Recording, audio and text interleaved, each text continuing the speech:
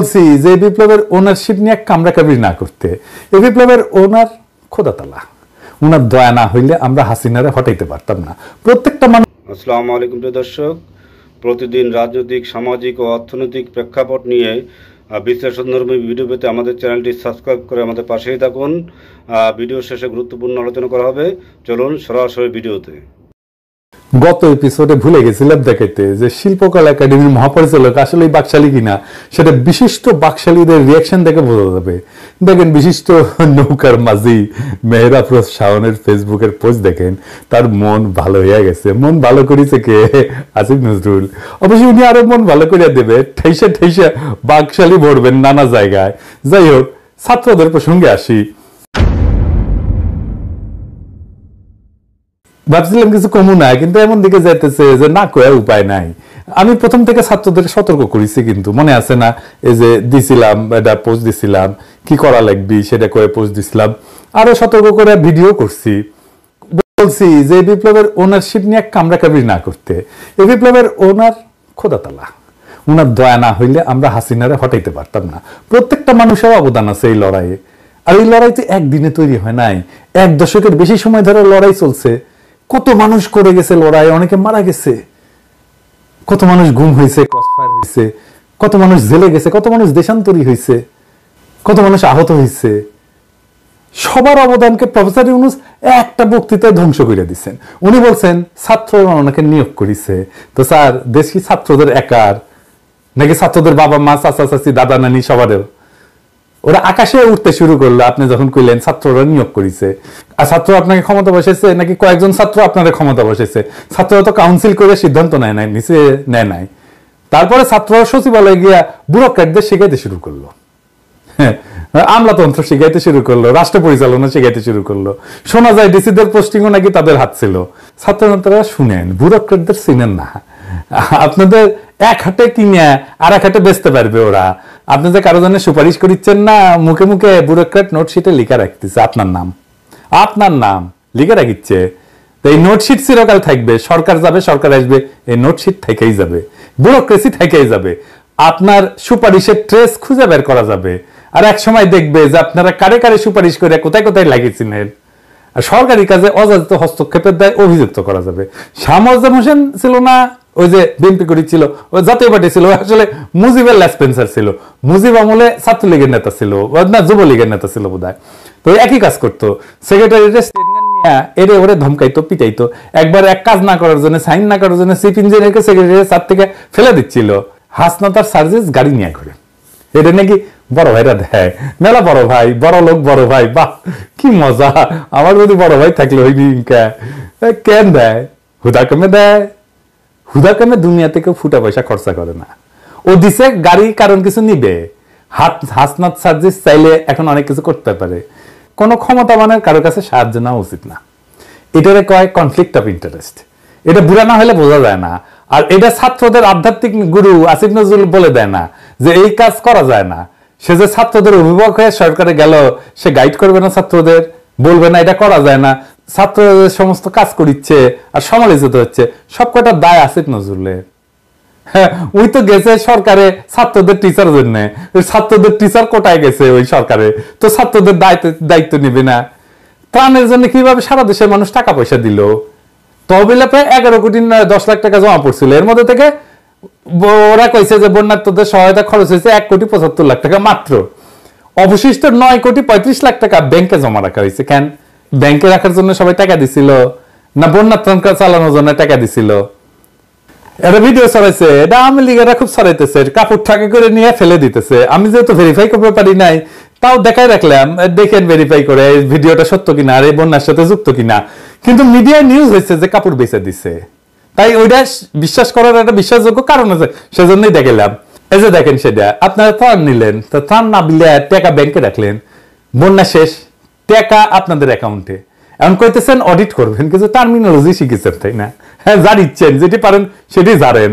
টাকা কেমনে খরচা করবেন এটা প্ল্যান করেন নাই, টাকা তুলে বসে আছেন।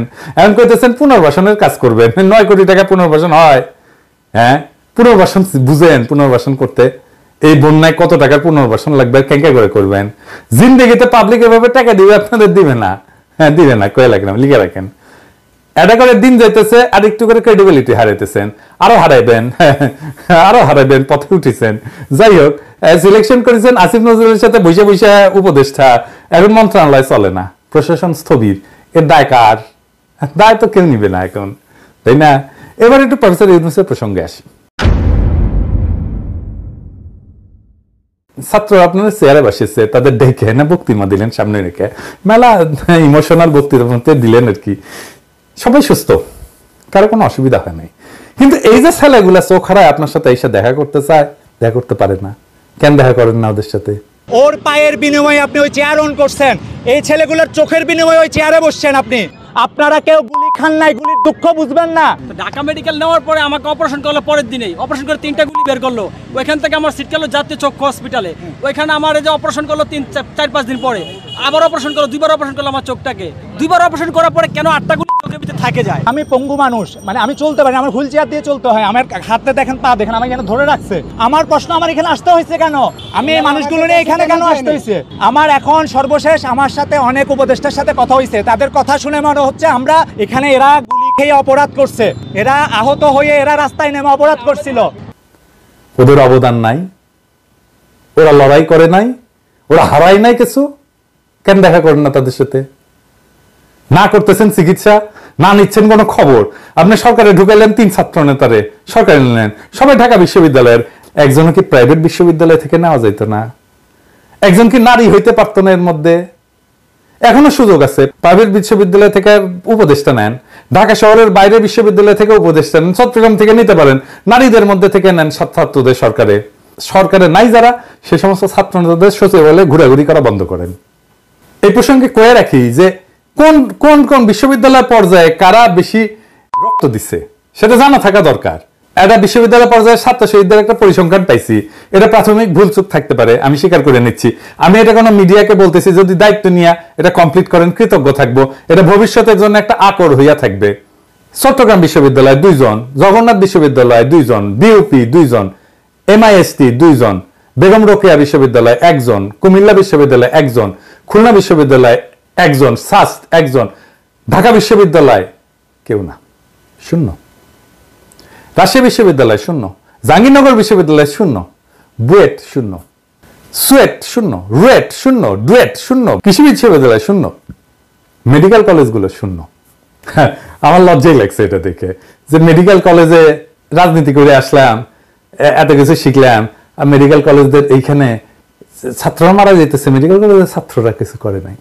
নর্দার্ন 5 জন, সাউথ ইস্ট 5 জন, মানারাত 2 জন, ড্যাফোডিল 2 জন, প্রিমিয়ার চট্টগ্রাম 2 জন, সোনারগাঁ ইউনিভার্সিটি 2 জন, ইউনাইটেড ইন্টারন্যাশনাল 1 জন, IUT 1 জন, IUB 1 জন, ইস্ট ওয়েস্ট 1 জন, নর্থ সাউথ 1 জন, বরেন্দ্র রাজশাহী 1 জন, ইউসিটি চট্টগ্রাম 1 জন, প্রাইম এশিয়া 1 জন, সিটি ইউনিভার্সিটি 1 জন, আশুলিয়া সিটি ইউনিভার্সিটি 1 জন, UDA 1 জন, BUBT 1 জন, CCN UST 1 জন, BUFT 1 জন।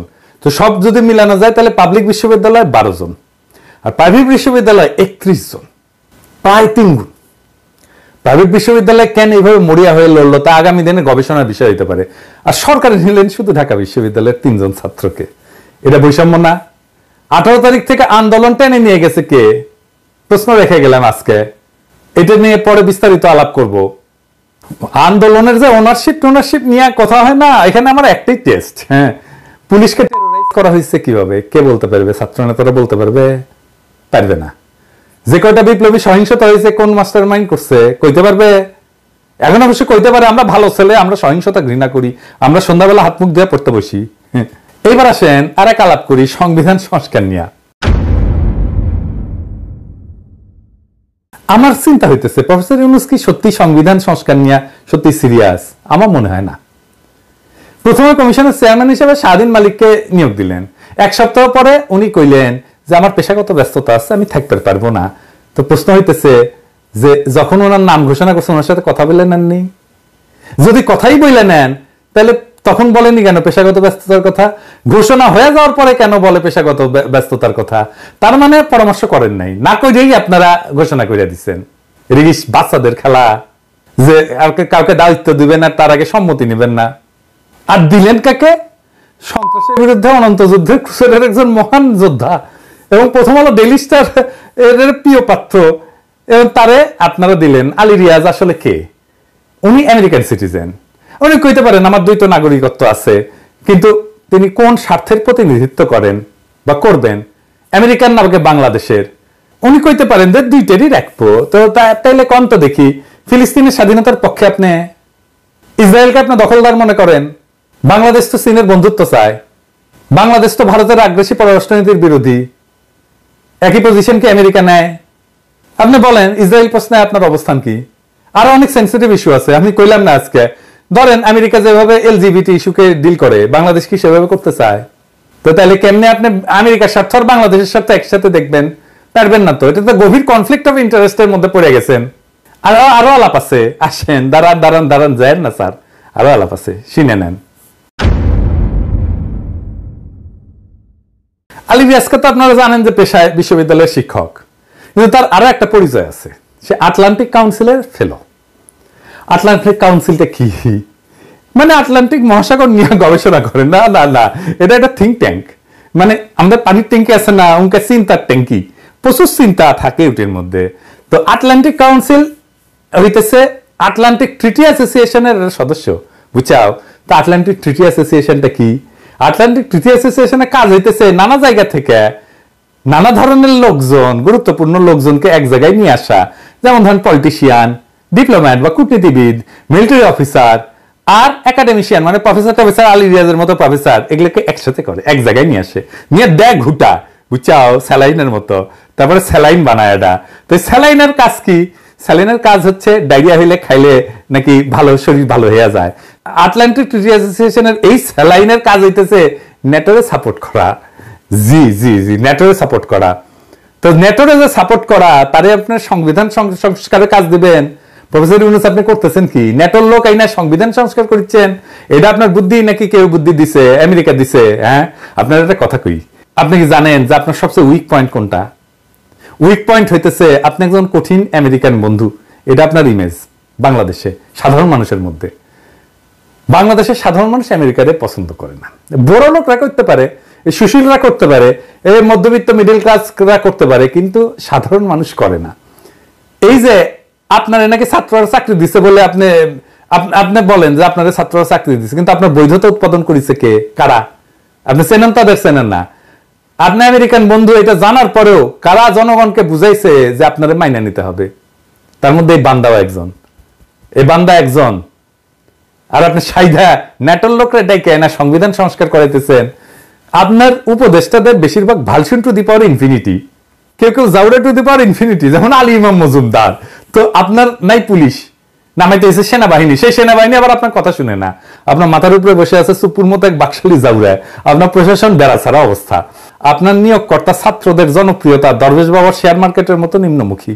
পার্বত্য চট্টগ্রাম চলতেছে, আপনি এই টাইমে এই রিস্ক নিলেন। তো উনি কেমন টিচার সে আলাপে আজকে আর গেলাম না, যদি দরকার পড়ে যাব।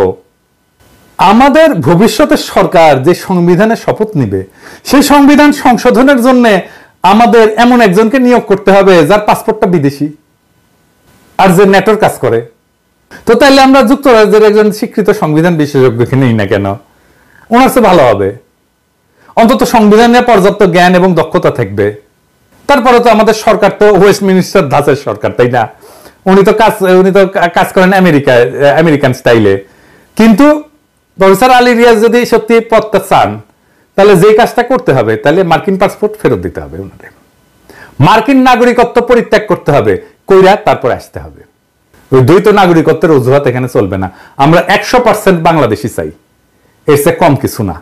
এই বিষয়ে কোনো আপোষ চলবে না। বাংলাদেশের প্রতি পূর্ণ আনুগত্য আছে এমন কেউ সংবিধান সংস্কারের কাজ করবে। প্রফেসর ইউনূস, আপনি কি রাষ্ট্রচিন্তা বলে একটা প্রতিষ্ঠান আছে জানেন? ওরা সংবিধান নিয়ে সিরিয়াস কাজ করে, অনেকদিন থেকে করতেছে। এই লড়াইয়ে ছিল, মাঠে ছিল, রাজপথে ছিল। বাংলাদেশের সংবিধান নিয়ে সিরিয়াস কাজ করছে ফরাদ মজার। ওনাদের বাদ দিয়ে আপনি যারা নিছেন, ওনাদের হাতে মাখা সংবিধান আমরা খাবো না। Case finish. আপনার সবচেয়ে বড় সমস্যা কি জানেন প্রফেসর ইউনূস? আপনি কারোর সাথে আলাপ করেন না। আপনি যদি আপনার সরকারকে টিকায় রাখতে চান, আপনাকে এনগেজ হইতে হবে সিভিল সোসাইটির সাথে, যারা এই ফ্যাসি বিরোধী লড়াইয়ের মধ্যে দিয়ে তৈরি হয়েছে। Mind it. ওই পুরানা আমলের বুড়া ধুরাদের দিয়ে চলবে না। আপনি দেশবাসীকে আহ্বান জানাইতেছেন দেশবাসী যাদের কথা শুনে তাদের গুরুত্ব দেওয়ার কোনো আপনার হলদল নাই, আপনি তাদের আহ্বান জানান না, এমনি চলবে না। আপনার সরকার ফেল করুক সেটা আমরা চাই না, কেউই চাই না, কিন্তু এটা ভাবেন না সবকিছু মুফতে পাইয়া যাবেন আমাদের সাথে। ফেলো করি মাখো তেল। আপনার সরকারকে আমরা অনেকে এখন নিজেদের সরকার ভাবতে পারতেছি না। আপনার সরকারকে নিজেদের সরকার ভাবতে পারবো এরকম ব্যবস্থা আপনারই করতে হবে। আপনারা একটা জরিপ দেখাই, আমি ইউটিউবে করছিলাম, আমার ইউটিউবে মাঝে মাঝে জরিপ করি, দেখেন অনেক মেলা মানুষ ভোট দিছে, এইখানে ভোট দিছে প্রায় 6 লাখ লোক ভোট দিছে। আপনি যখন সরকার গঠন করলেন তখন 73% লোক আপনার নিয়ে খুশি ছিল, আংশিক খুশি ছিল 22% লোক, মাত্র 5% ছিল যারা খুশি না। আর গত সপ্তাহে করেছি আর একটা 3.5 লাখ ভোট পড়েছে এখনো পর্যন্ত, একদম খুশি না 10%, 5% ছিল, বাইরে 10% হয়েছে, খুব খুশি 18%। মাত্র যারা পুরা খুশি ছিল 73% এখন আংশিক খুশি। বুঝছেন ব্যাপারটা? আপনার সরকারের জনপ্রিয়তা কিভাবে এক মাসে নোজ ডাইভ করেছে। এই অবস্থায় আপনার আর কোনো অপশন নাই, কাছের যারা শক্তি, ফ্যাসি বিরোধী শক্তি, তাদেরকে আরো কাছে না নিজের শক্তিকে সংহত করেন। এটা ভাইবেন না যে আমেরিকার সাপোর্টে আপনার চলে যাবেন, জি না, ওটা হাসিনাও ভাবিছিল, তার দল ছিল, তার তৈরি প্রশাসন ছিল, পুলিশ ছিল, জুডিশিয়ারি ছিল, আপনার কিছুই নাই এগুলার। যদি সরকারকে টিকাইতে চান দ্রুত ফ্যাসিবাদ বিরোধী সকল শক্তির কাছে টানেন, এরাই হবে আপনার রক্ষা কবচ। প্রিয় দর্শক, আপনাদের গুরুত্বপূর্ণ মতামত জানাতে পারেন আমাদের কমেন্ট বক্সে। প্রত্যেকে ভালো থাকবেন। আল্লাহ হাফেজ।